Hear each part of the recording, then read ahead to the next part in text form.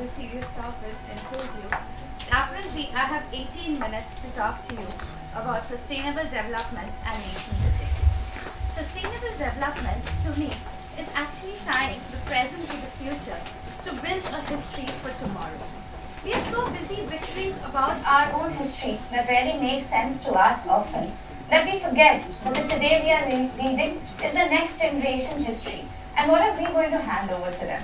So yes, it's a mammoth task considering that I only have 18 minutes, but at the same point, I want to delve on the figure 18. And I just want to also tell you that the significance of this figure 18 is huge when we want to connect the present to the future and fall back on the past to lead the way. 18. According to Hinduism and Hindu mythology, there are 18 steps to attain moksha. 18 is also considered to be the code number to break into the soul of nature. All our Vedas have been divided into 18 chapters. We all know that Mahabharata was written in 18 books and the war of Kurukshetra was on for 18 years. Coming back to the present, 18 is the biggest number for a democracy like India. For at 18, we are given the most important power, the power of voting or adult franchise as we know it. To me, 18 is an age of inspiration. It is an age when you just stand up, you have the entire nation to build. It's a wonderful thing, the power of creation. Being a woman, I applaud the power of creation all the more. But actually, there's a power of creation with this power of voting for all of us. We often think that 18 is too small an age. We then need to stop and actually look at three names. First, Karen Baumgartner, a homeschooled 18-year-old girl from a very small town called Roseville, Minnesota. She picked up the flute. She picked up the flute to spread the power of peace and has been awarded. There's been no music industry where she's not been awarded. She's been chosen as the recipient for Young Awards in zillions and millions of forums across the world. Crystal Candice. She represents the teen power in the corporate sector. She joined 5 Links at the age of 18 as a part-time job. By 21, she was the senior vice president of a leading corporate firm, being the youngest ever senior vice president at 18. Coming back home, S.M. Sriram. He says the most important day for his family was when he got the engineering letter, admit card. To him, it was a week after when he got the admit letter to the Indian Army. And he realized that although he can pay his bills by a secure engineering future, this is not what he really wants to do. And he joined the Indian Army. As I said, 18 is an age of inspiration. However, sadly, when I look around me, that is the age of mad rush for the IITs and the AIMS. It is also depression and suicide all along for not getting that one coveted mark which would land me to a prestigious institution like SRCC. Often nowadays, it is also the age for having experimental sex and harmless fun, not realizing that a no is a no in every form and in every language, and thus knocking the doors of the court. So we have to bring about the change. This is the time when we move forward. Man is a social animal. Aristotle said this to his pupil eons of years ago. Growing up, I think I have used this line a number of times in my essays in school as well as in colleges, haven't we all? We have used it so much that we've actually forgotten the significance behind these lines like these. However, to me, sustainable development can actually be explained through 3 words which are the main content. First, man. The most innovative power this world has got that can change the entire social and economic tapestry of a nation, of a country. There is no bigger power than the human mind. Social, the society we live in. It gives us the challenges, it gives us the comfort, it gives us happiness, it gives us reason to crib. It makes us sit up and wonder, where are we and what am I doing? Am I only clicking my tongue over cups of tea, or am I actually taking a stand? Because after all, this is my country, this is my baby. Animal, let's not get into it literally. To me, it actually stands for the tapestry or the entire environment that has to be conducive for any kind of change to actually go through it. Now, just take a step back and think about it. What is sustainable development? Isn't it actually a holistic mixture of all these 3? Isn't it actually, in all terms of the name one sector which can do without all these 3 terms? Name one service industry, name one corporate industry, name one social industry. Every life has to be sustained through this cycle. Corporate social, again, there is a huge debate that goes on over there. What exactly is corporate, what exactly is social is beyond me. I chose corporate law, then I moved to management. People never found the fit. I never found the need to explain. When I'm asked what I do, I make sure that I say that I'm a corporate lawyer, I'm a risk consultant. However, I've been into policy making for the last 9 years. The immediate answer is, oh wow, how do you balance your corporate work and your social work? Without battering an eyelid nowadays, I say I don't. Because I don't see the difference. I don't understand how farming is not equally a part of the corporate sector. I don't understand how nation building is community work and actually not the job which actually all of us should be doing. Every corporate today has to fall back on the social sector. At the same point of time, a society cannot survive without economic development, which wants corporates to come in and invest. Yes, there is a lot of liberalization and Coca-Colization going on.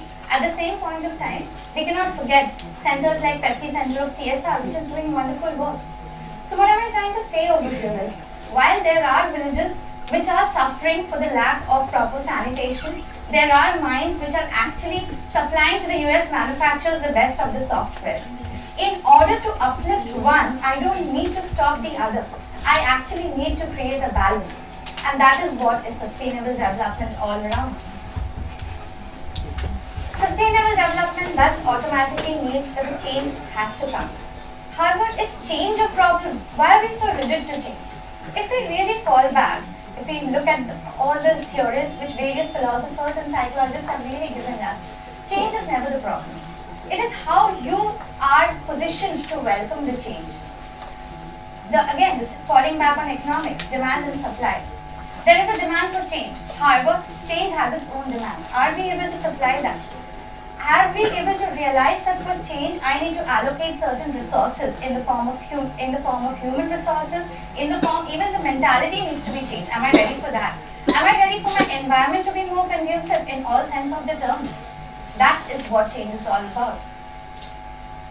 Sustainable development, if I have to again put it in a formula, because these days we are just all about corporate numbers and formulas, so fine. It's a need for policies versus participation of policy implementation. Need for policy. Again, we need to take it and break it into two. Firstly, what are the areas in which policies do not exist? If you feel that policies do not exist, we have appropriate forums to actually stand up and give suggestions and make sure that there is a representation from each segment of the society. Because the ultimate aim is to have a win-win situation for all. It is not enough to only wish that there was a policy like that. What stops us from actually initiating that policy? Nothing. If I at 19 could actually be in one of the forums where my policies, where my views were taken for domestic violation bill, I think any one of us can. Nobody is too small. We need to first realize that nobody is too small to make a change and nobody is too small to suggest a policy. Once we realize that, I think we can move ahead. What about the policies which are actually over there? The policies which actually exist need to be revisited to only see whether we are actually aligning to the demand and supply and allocating the resources or taking the steps which the policymakers envisage tonight. Otherwise, there is no use of a policy. It's all blank noise and it will rot just on paper. There are policies, there are clauses in the medical code that you sign that after finishing 5 years of your law course from a government college, you should devote 1 year to that village community work. Half of the students just do it for the heck of it. Why? Because A, when I'm going there as a doctor, I have certain aspirations which are not met. And B, as a person residing in the village, I know that that Dr. Babu or that Dr. Didi is only there for 1 year. If I actually have to create a sustainable model out of it, why not give the person who is actually giving out the service enough number of reasons to go there and work, and the person who is the recipient of that service be not only grateful but also realize that there is a responsibility to actually retain those doctors. It's always a give and take process. So are we saying that India right now doesn't have anything? No. E-Seva. I started actually researching on this in 2003, when internet was only there in the metros and the big cities. A small organization started off with in Hyderabad from Andhra Pradesh was the basis of my talk in globalization at the United Nations. What they did was, they said, literacy, illiteracy doesn't matter. What matters is e-governance. What people are looking for is a one-window approach when it comes to actually addressing their concerns. And they actually did that. They actually went to tier 2 cities, to villages, to set up an informative network. And these were engineers from top IIT colleges. The Chilika project. This was my project last year when I took it up with an NGO working with Karnataka. There was a few villages in Karnataka who were actually experiencing huge pollution problem during the cooking hours. The menfolk of the villages usually work with industries around. An NGO actually found a perfect solution for a biogas cooker. One cooker can actually, for 1,500 rupees, sustain a family of 4. How do I tie up? This is social. How do I tie up with corporates? Simple. Ask the corporates to fund it and in turn get their carbon credit footprints offset. According to our policies right now, every company has to come up with a carbon footprint offset certificate. Why not tie up projects like this? Isn't this sustainable development where there is a win-win situation for all? Who doesn't know this code? I think everybody needs this code. And actually, we need to get over there. It's my country. I need to get over there. I need to get my hands dirty. I need to get my hands dirty for clean for 2 things. One, to change the mindset that I, as the youth, I am too small, too negligent. No. And secondly, also to usher in a new era where people are more open-minded, to actually think that if I'm a farmer today, it's a pride thing. I want my next generation to also be a farmer. And that not be restricted only to engineering and doctor families. What Gandhi actually meant in simple terms, if we actually talk about his concept of an India that would have everything, that would actually be the mecca of peace and development, was nothing what economists today call in the circle of sustainability, where you tie economics, politics, culture and ecology. And where you see that the moment you move away from one quarter of the circle, it's a red area because it's very critical. There has to be a balance. Like we say that the best balance of nature is a man and a woman in equal stand for everything.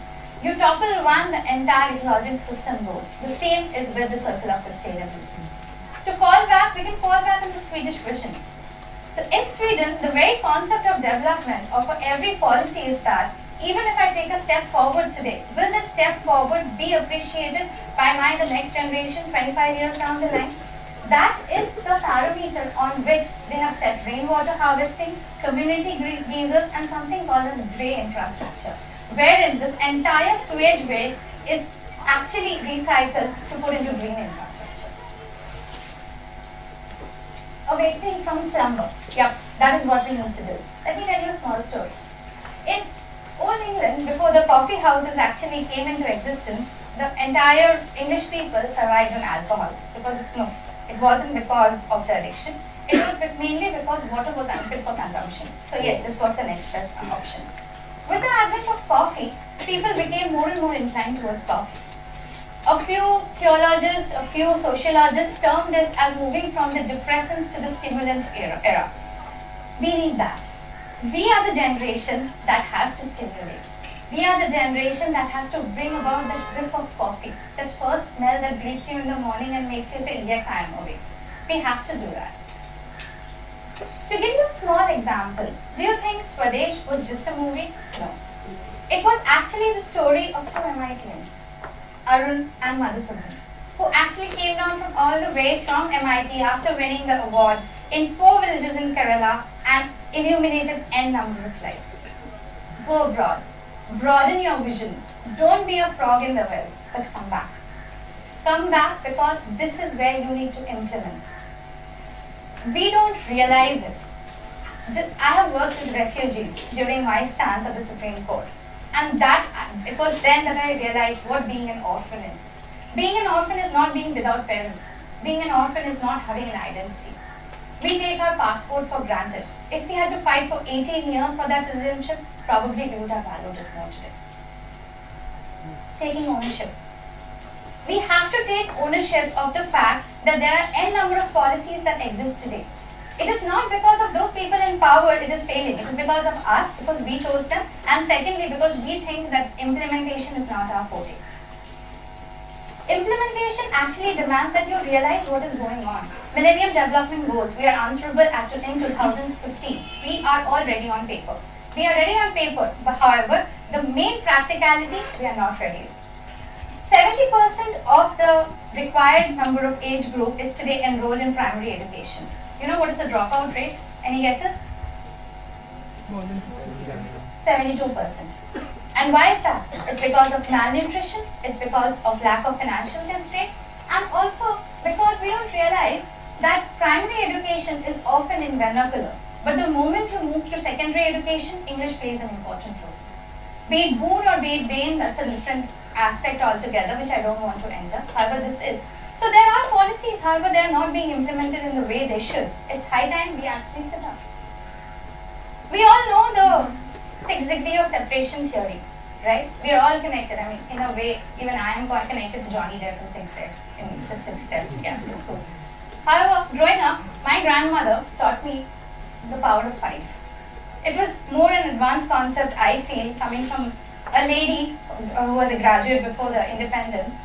It is a step ahead than each one teach one.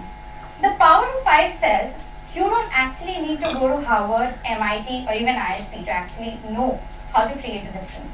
You believe in something, you can meet your eye to eye and say, yes, this is to be done. Stimulate 5 people around you. If today you feel that if your daughter is a bartender and that's a profession, encourage her. Let people around you be known that you don't think what she wears and what she does is actually represents on what the beliefs are, on what her morals are. You will automatically see the moment you have the power of 5, it can come together as a fist and stand up for you. And if every person actually creates this chain of 5, there can be a huge amount of difference. India calling out. Yes, India is calling out. It is not calling out in despair. I think it is calling out to wake us up from the slumber. We don't realize the stuff we do when we live as an expat life. As an expat life, I would not litter the roads. As an expat life, if the country demands that my kid goes for 2 years of army training, I would be proud to call up my parents in India and say, why don't we do it over here? What's the shame in working in a perfect cafe or subway? What's the shame? The other thing is broaden your vision when it comes to profession. What is a reputed profession and what can pay? If today agriculture cannot pay, it is our fault that it cannot pay and we cannot actually convert it into a profitable sector. If we do not have ignited minds in politics today, it will forever remain a dirty word. However, today Goa has shown what an Ivy League Goa school product can bring about a change. We should actually look up to that. Politics needs people like us. It's a huge thing, mapping Kumbh Mela. Harvard is doing it. However, today I'm going to stand up and ask all the B schools, why didn't we think of it? Why has Harvard to present a study on a thing which we need to take pride in for years of years? Did we not realize the diversity? Did we not realize the kind of policies that can come up from here? Did we not realize the how much Kumbh Mela shows on our sanitation, on the way we are actually treating our resources and the cultural history? Why, if we need to be noted, we need ourselves to stand up for the reasons that we want to be noted for. Why wait for somebody else? All talk and no action cannot be. It has to be that we need to take a few action points. For me, it is including more and more skill task force, more and more technical education. I'm working on microfinancing of loans, wherein have educational institutes which have a course fee of 20 or 30,000 be affiliated to loans for education from UBI, SBI and other nationalized banks. Why do we need such a huge amount? We need today a skill task force more than anything in the world. Making community service a part right from school. And it is not those SUPWs of the grey days or actually raising charity for Help Aid India. It is actually more. The true value of being a part of the community and understanding you can change it. A governance model which is based on public and private, like the Lok Path. wherein people in power know that they are accountable for, and I know that if I have to make them accountable, I need to be aware of the responsibilities and the duties which my country bestows on me. Ignorance or awareness is not a defense, not in law, not even in any governance model. And yes, teaching my next generation that citizenship is a gift. That if you've been given that blue shiny book, respect it. Otherwise, just give it up. And probably then know how it is to live without an identity. I think once we actually take a step forward and have a sustainable development model when it comes to nation building, we can actually have this futuristic tone be changed to the present.